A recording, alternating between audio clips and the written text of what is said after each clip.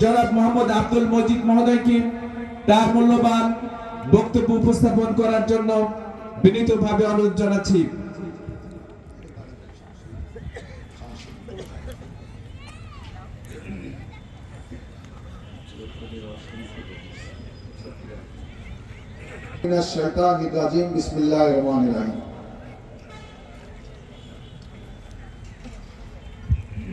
আজকের এই ওয়াজ মাহফিল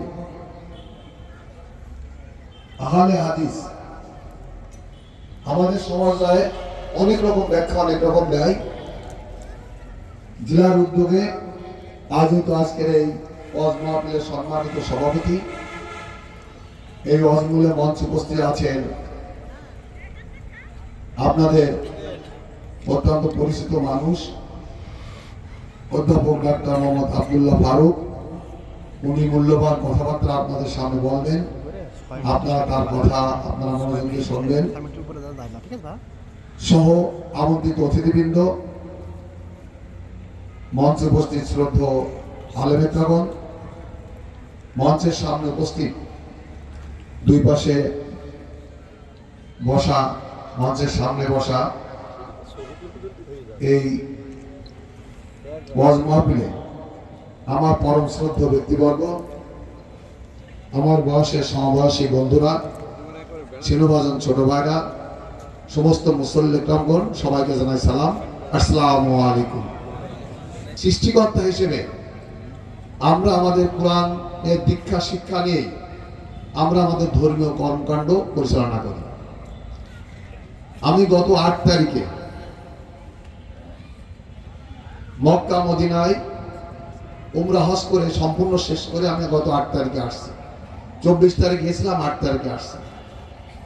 আমি 17 সালে আমি বড় হজ করেছি সপরিবারে। 24 তারিখে গেছিলাম, আমার ছেলে মেয়ে সহ আমার বিবি নিয়ে আমি সপরিবারে গিয়েছিলাম। মক্কা মদিনা আমাদের ধর্মীয় সবচেয়ে কাবা শরীফ, মসজিদে নববী, সেখানে আমি দেখেছি বিশ্বের সমস্ত মুসলমানরা সেখানে আসেন। আমরা বিভিন্ন সময় বিভিন্ন রকম ব্যাখ্যা দিই। কিছুক্ষণ আগে নামাজ পড়ে এক জায়গায় বসে আলোচনা হচ্ছিল যে আমরা বিভিন্ন রকম বিভিন্ন সময় বিভিন্ন ব্যাখ্যা দিই। আসলে আমরা উদ্দেশ্য, আমাদের দিলের উদ্দেশ্য, নিয়তের উদ্দেশ্য আমরা একই।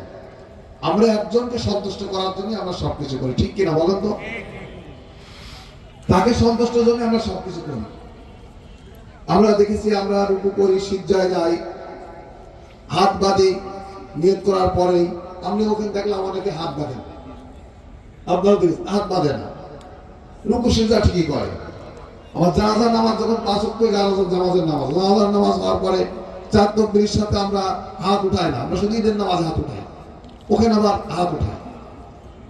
আমাদের উদ্দেশ্য একটাই, উদ্দেশ্য আছে এটা আমাদের, আমরা শিরক যদি না করি, উনি যে কথাগুলো সব কথাগুলো বাস্তব এবং সত্য, সব কথার সাথে শিরক সম্পূর্ণতা আছে।